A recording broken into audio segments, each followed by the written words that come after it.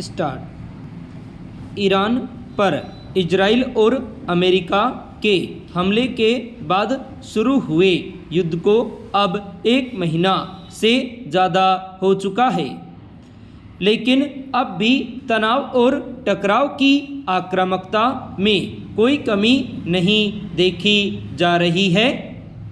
बीच बीच में युद्ध विराम की बात उठती है और अगले ही दिन पहले से ज़्यादा तीव्रता वाले हमलों के बीच गुम होकर रह जाती है। खबरों के मुताबिक अमेरिका ने ईरान के खर्ग द्वीप पर फिर हमला किया। इसके अलावा ईरान के अलबोर्ज प्रांत में हुए ताज़ा हवाई हमले में कम से कम 18 लोगों की मौत हो गई।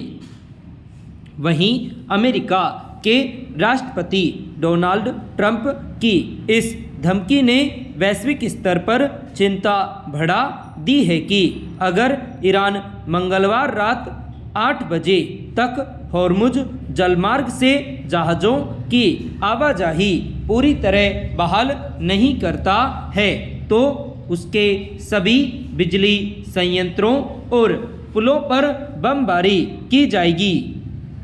सवाल है कि क्या अमेरिका को इस बात की फिक्र है कि नागरिक ढांचों पर होने वाले हमलों को युद्ध अपराधों के दायरे में देखा जा सकता है।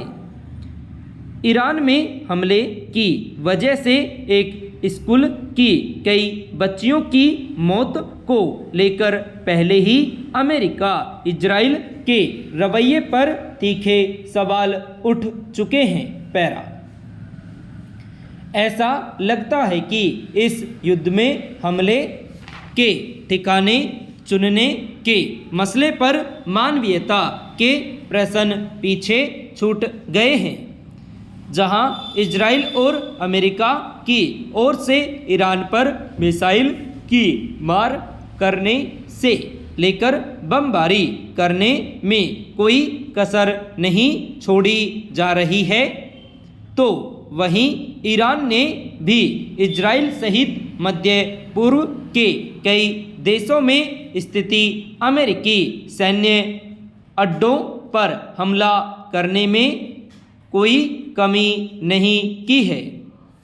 इससे इतर युद्ध की वजह से मध्य पूर्व के समूचे प्रभावित इलाकों में जिस पैमाने पर कच्चे तेल का उत्पादन और उसका कारोबार बुरी तरह प्रभावित हुआ है, उसका असर समूची दुनिया पर किसी न किसी रूप में पड़ रहा है। बहुत सारे देशों में तेल, गैस और खाद की आपूर्ति बाधित हुई है। विडंबना यह है कि यह सब देखने समझने के बावजूद युद्ध को खत्म करने या कम से कम कुछ दिनों के विराम की बात भी ठोस तरीके से सिरा नहीं पकड़ रही है। एक और अमेरिका के राष्ट्रपति आए दिन ईरान में सब कुछ नष्ट कर देने की धमकी देते हैं, तो दूसरी ओर ईरान इसका जवाब देने की बात करता है। पैरा। तनाव के स्वरूप का अंदाजा इससे लगाया जा सकता है कि ईरान ने 45 दिन के युद्ध विराम के प्रस्ताव को खारिज कर दिया और कहा कि वह युद्ध की स्थायी और पूर्ण समाप्ति तथा फिर से ईरान पर आक्रमण नहीं किए जाने की गारंटी चाहता है। एक तरह से ईरान की इस मांग को समझा जा सकता है कि कूटनीतिक प्रयासों की सार्थकता तभी है जब किसी भी वार्ता के माध्यम से स्थायी समाधान तक पहुंचा जा सके। अगर हल निकालने के लिए चल रही बातचीत में कोई तात्कालिक आश्वासन दिया जाता है और उसमें विश्वसनीयता की कमी होगी, तो ऐसे प्रयास युद्ध के मूल कारणों को दूर करने में नाकाम रहेंगे, बल्कि इसके विपरीत नतीजे भी निकल सकते हैं। जाहिर है कुछ समय के युद्ध विराम की गुंजाइश निकालने के बजाय संघर्ष को पूरी तरह खत्म करने के उपायों पर पहुंचने के उद्देश्य से बिना देर किए शांति प्रक्रिया को आगे बढ़ाया जाना चाहिए। मगर अभी युद्ध को लेकर जिस तरह की जिद देखी जा रही है, उससे किस तरह का समाधान निकाला जा सकता है? व्यापक पैमाने पर विनाश के बाद जब युद्ध थमेगा, तब किसी भी तरह के समाधान की कीमत क्या होगी? पैरा।